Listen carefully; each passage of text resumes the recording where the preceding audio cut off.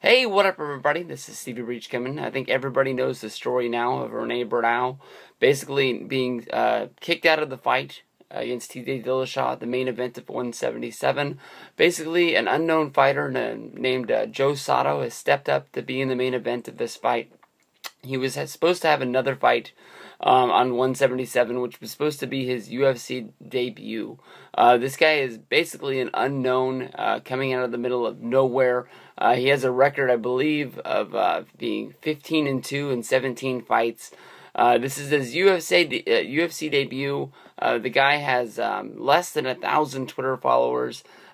He's basically fought nobody in the world that I know. This could be either the world's Cinderella story of the unknown fighter getting that chance to step up to the plate.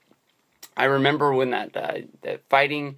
I can't remember what league it was or what company had that CBS deal, and the guy that they were promoting was Kimbo Slice, and Kimbo Slice got beat by the late second sort of replacement fighter with the pink hair, and basically the guy got beat, and it made that company go out of business. I don't think if TJ Dillashaw loses this match to this unknown guy, Joe Soto, I don't think that UFC has so much behind Dillashaw that it's going to have the same fate as the CBS company had. But this could be either like one of the biggest miracle stories of all time since the United States winning the hockey Olympics back in the day.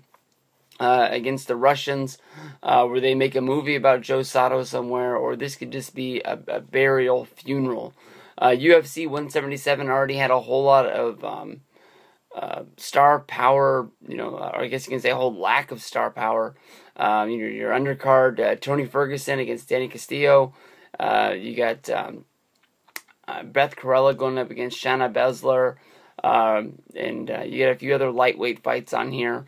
I feel bad that this fight is taking place in my hometown of Sacramento. I feel bad for anybody who bought a ticket to this fight, basically, thinking that they were going to get something. I think that a lot of people showing up in Sacramento are going to be happy that they can root on TJ Dillashaw coming off of his big win at UFC 172, where he beat Rene Bernal for the championship. But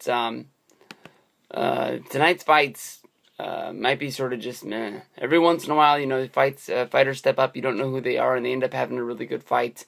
But I can't think of a collection of fights that had so few star power on it. And I bet there's people that are going to be out there that buy this fight who don't even know that the main event is switched to the last minute, and this guy Joe Soto is stepping in there.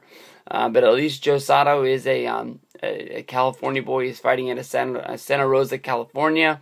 So at least with him fighting at the NorCal Fighting Alliance, hopefully, he'll have a whole lot of fans behind him. A big old California crowd for that main event, and it could be a California story. You never know. Could be a miracle. Could not. We'll have to see what happens. What is the fate for UFC 177 tonight? What do you guys think?